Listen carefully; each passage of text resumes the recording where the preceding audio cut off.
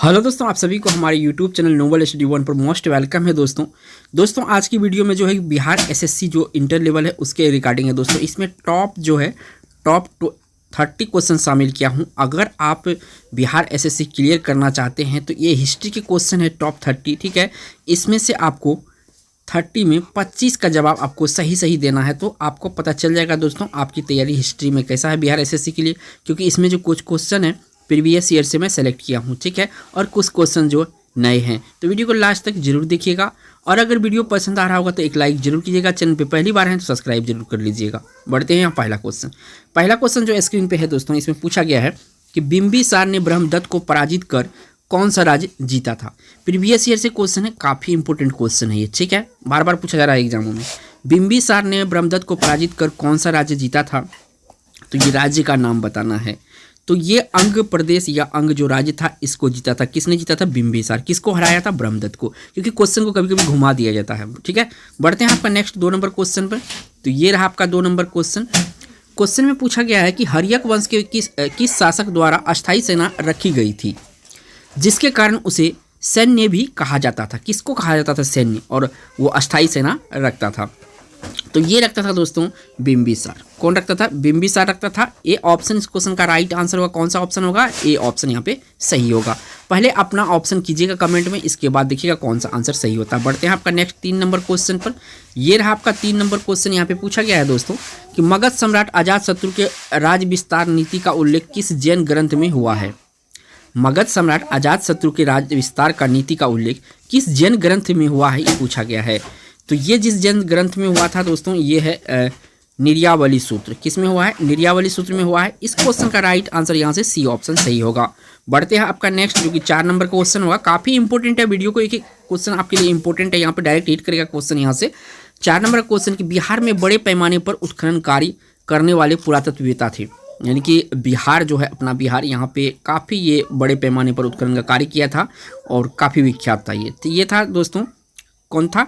Cunningham किया था। यहाँ पे बहुत सारे जो है खुदाई किया था और यहाँ से बहुत सारा सर्वेक्षण किया गया था इसके द्वारा। किसके द्वारा? कनिंघम के द्वारा।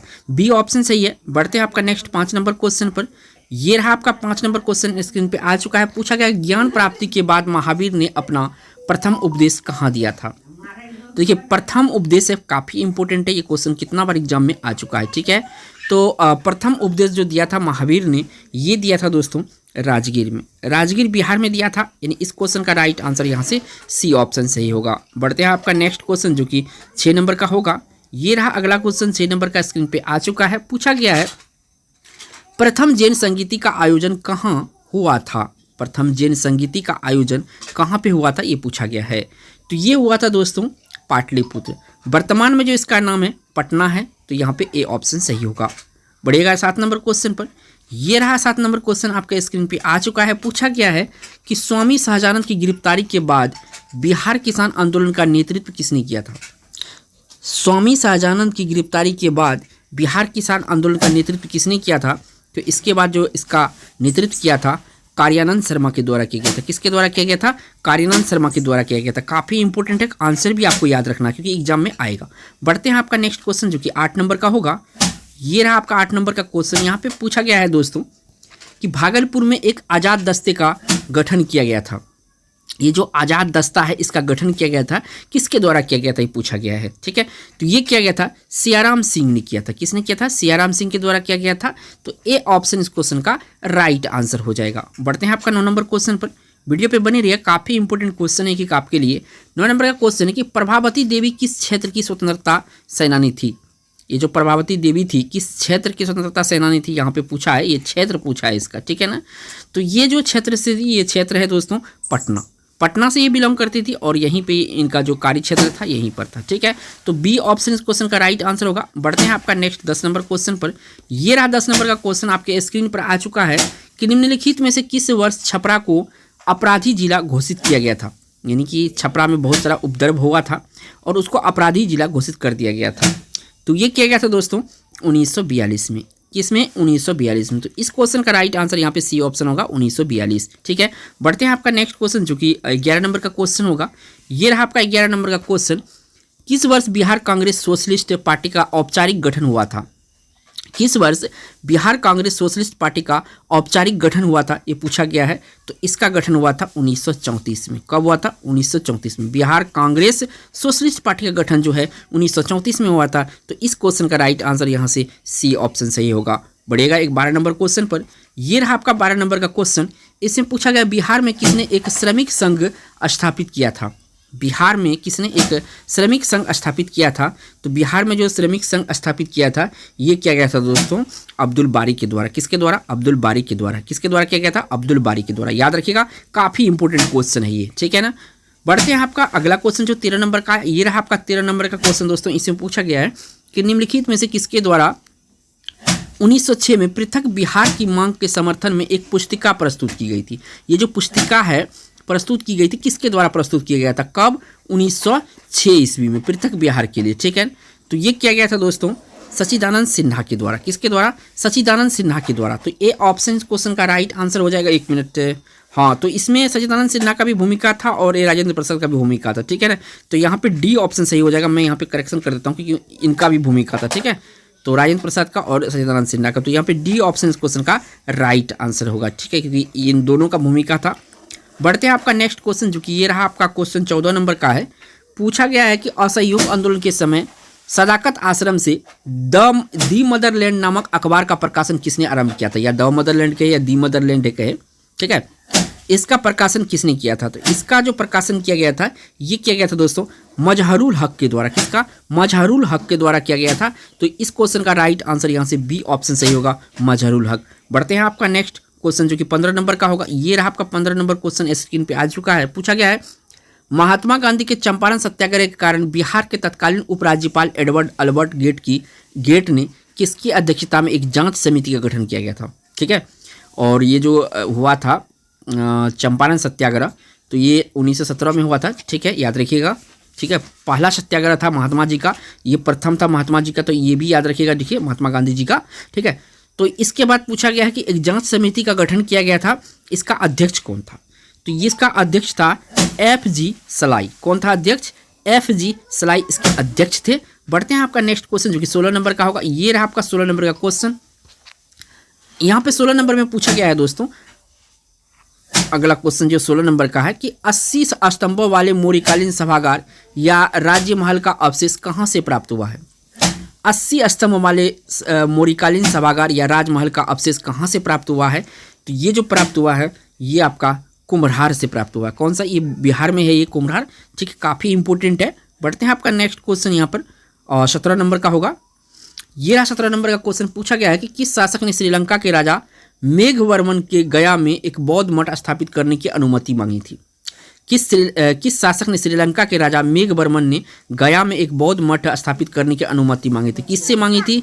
राजा मेघवर्मन से, ठीक है। तो श्रीलंका के राजा मेघवर्मन ने गया में ये मेघवर्मन मांगी थी, किससे मांगी थी ये बात पूछा गया है। तो ये मांगे गए थे दोस्तों समुद्रगुप्त के द्वारा। किसके द्वारा? समुद्रगुप्त के द्वारा। तो इस क्वेश्चन का जो राइट आंसर यहाँ से सी ऑप्शन सही होगा। बढ़ेगा 18 नंबर क्वेश्चन पर। ये रहा आपका 18 नंबर क्वेश्चन। इसमें पूछा गया कि शुंग वंश के पतन के बाद मगध पर किस वंश का शासन स्थापित हुआ था?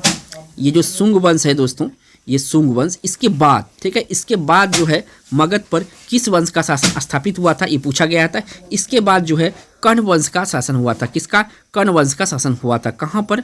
तो यहाँ मगध पर। तो बी ऑप्शन क्वेश्चन का राइट आंसर होगा। बढ़ेगा नेक्स्ट क्वेश्चन जो कि 19 नंबर का। ये रहा 19 नंबर का क्वेश्चन आ चुका है। पूछा गया है कि बोध गया के महाबोधि मंदिर की स्थापना हुई थी, किसके समय में हुई थी? तो ये गुप्त काल में हुई थी। कब हुई थी? गुप्त काल में हुई थी, यानी कि इस क्वेश्चन का राइट आंसर सी ऑप्शन है। बढ़िएगा नेक्स्ट क्वेश्चन जो कि आपका 20 नंबर का क्वेश्चन होगा। ये रहा 20 नंबर का क्वेश्चन। इसमें पूछा गया हर्षवर्धन की मृत्यु के बाद बिहार के कुछ क्षेत्रों में कुछ समय के लिए तिब्बत की संप्रभुता स्थापित हो गई थी, जिसका अंत किया गया था। हर्षवर्धन की मृत्यु के बाद जो है कुछ बिहार के जगहों पे और तिब्बती जो है कि कब्जा कर लिया था, ठीक है ना, कहने का मतलब ये है। तो इसका अंत किसने किया था? तो इसका अंत किया था आदित्य सेन ने। किसने किया था? आदित्य सेन ने इसका अंत किया था। तो इस क्वेश्चन का राइट आंसर सी ऑप्शन है। बढ़ेगा नेक्स्ट 21 नंबर क्वेश्चन पर। ये रहा 21 नंबर क्वेश्चन। इसमें पूछा गया है 21 नंबर में कांग्रेस के तीसरे अधिवेशन में बिहार में कितने प्रतिनिधियों ने भाग लिया था? कांग्रेस के तीसरे अधिवेशन में यहाँ पूछा जा रहा है कि जो बिहार का है बिहार के कितने प्रतिनिधि ने भाग लिया था? बिहार के टोटल 2 प्रतिनिधि ने भाग लिया था। ठीक है, तो ए ऑप्शन क्वेश्चन का राइट आंसर होगा। बढ़िएगा नेक्स्ट क्वेश्चन पर। ये रहा आपका नेक्स्ट क्वेश्चन यहाँ पे 22 नंबर का। दानापुर के किस रेजिमेंट सैनिक टुकड़ियों ने 25 जुलाई 1857 को कंपनी के विरुद्ध विद्रोह कर दिया था? कब? 25 जुलाई 1857 को कंपनी के विरुद्ध विद्रोह किया था। ठीक है, तो इसमें दोस्तों 7वीं रैंक और जो 8वीं और 40वीं तीनों किया था। तो इस क्वेश्चन का राइट आंसर यहाँ से डी ऑप्शन सही होगा। बढ़ते हैं आपका नेक्स्ट क्वेश्चन पर। ये रहा आपका नेक्स्ट क्वेश्चन, यहाँ से जो पूछा गया है 23 नंबर में। बिहार के बहावी नेताओं में आजीवन कारावास की सजा निम्न में से किसको मिली थी? बिहार के बहावी नेताओं में से आजीवन कारावास की सजा निम्न में से किसको मिली थी? तो ये कारावास मिली थी दोस्तों अहमदुल्ला को। किसको मिली थी? अहमदुल्ला को मिली थी। ए ऑप्शन इस क्वेश्चन का राइट आंसर होगा। बढ़ेगा नेक्स्ट 24 नंबर क्वेश्चन पर। ये रहा 24 नंबर क्वेश्चन स्क्रीन पे आ चुका है। पूछा गया निम्न में से संथाल विद्रोह कब हुआ था? तो देखिए, संथाल विद्रोह अक्सर एग्जाम में पूछा जाता है, तो 1855 और 56 याद रखिएगा डेट को, ईस्वी को। ठीक है, 1855 और 56 को। ठीक है, तो यहाँ से आपका सी ऑप्शन सही हो जाएगा। ठीक है, बढ़ते हैं आपका नेक्स्ट जो कि 25 नंबर क्वेश्चन होगा। ये रहा 25 नंबर का क्वेश्चन। इसमें पूछा गया है कि रेवती नाग को किस संस्था ने भागलपुर में क्रांतिकारी के लिए भेजा था? क्रांतिकारी प्रचार के लिए भेजा था। ठीक है, रेवती नाग को। तो इसको जो भेजा था दोस्तों, ये ढाका अनुशीलन समिति के द्वारा भेजा गया था। किसके द्वारा भेजा गया था? ढाका अनुशीलन समिति के द्वारा भेजा गया था। बी ऑप्शन यहाँ पे सही है। बढ़ते हैं आपका नेक्स्ट जो कि 26 नंबर का क्वेश्चन होगा। ये रहा आपका 26 नंबर का क्वेश्चन।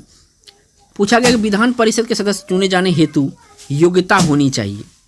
तो देखिए, वह भारत का नागरिक हो, ये भी सही है। वो 30 वर्ष की आयु हो, किसी लाभ के पद पर ना हो। तो यहाँ पे तीनों सही हो रहा, तो यहाँ पे डी ऑप्शन सही होगा, उपयुक्त में से एक से अधिक। ठीक है, बढ़ते हैं नेक्स्ट क्वेश्चन 27 नंबर पर। ये रहा आपका 27 नंबर का क्वेश्चन। पूछा गया निम्नलिखित में से कौन सा पटना उच्च न्यायालय के पहले मुख्य न्यायाधीश थे? पटना उच्च न्यायालय के पहले या प्रथम मुख्य न्यायाधीश थे, ये पूछा गया है। तो ये जो था एडवर्ड जेम्स चमियार। कौन था? एडवर्ड जेम्स चमियार जो है कि पहले पटना उच्च न्यायालय के क्या थे? मुख्य न्यायाधीश थे। तो यहाँ पे सी ऑप्शन सही हो जाएगा। बढ़िएगा नेक्स्ट क्वेश्चन पर। ये रहा आपका नेक्स्ट क्वेश्चन। इसमें पूछा गया है बिहार के किस जिले में खुला कारागार स्थित है? बिहार के किस जिले में खुला कारागार स्थित है? तो ये जो है, ये है दोस्तों आपका कहाँ पर? या बक्सर में है। कहाँ पे है? बक्सर में है। बी ऑप्शन इस क्वेश्चन का राइट आंसर हो जाएगा। ठीक है, बक्सर। बढ़िएगा नेक्स्ट क्वेश्चन पर। ये रहा आपका 29 नंबर का क्वेश्चन है। पटना प्रमंडल के अंतर्गत कुल कितने जिले शामिल है? तो पटना प्रमंडल के अंतर्गत जो है टोटल 6 जिले शामिल है। कितना? 6 जिले, यानी कि बी ऑप्शन क्वेश्चन का राइट आंसर हो जाएगा। बढ़ेगा नेक्स्ट, और इस वीडियो का लास्ट क्वेश्चन होगा। ये रहा लास्ट क्वेश्चन दोस्तों 30 नंबर का। बिहार में मुख्यमंत्री कन्या उत्थान योजना का शुरुआत कब की गई थी? बिहार में मुख्यमंत्री कन्या उत्थान योजना की शुरुआत की गई थी 2018 में। कब की गई थी? 2018 में की गई थी, याद रखिएगा। ठीक है, यहाँ से सी ऑप्शन सही है। तो दोस्तों मैंने इसमें 30 टॉप 30 क्वेश्चन डिस्कस किए। इसमें आपको जो है कम से कम 25 लाना है, तब आपका जाके हिस्ट्री यहाँ पे पता चलेगा कि बिहार एसएससी के लिए तैयारी है। ठीक है, अगर वीडियो अच्छा लगा तो एक लाइक करके जाइएगा दोस्तों, और चैनल पर पहली बार आए चैनल को सब्सक्राइब करके जाइएगा। थैंक्स फॉर वॉचिंग दोस्तों।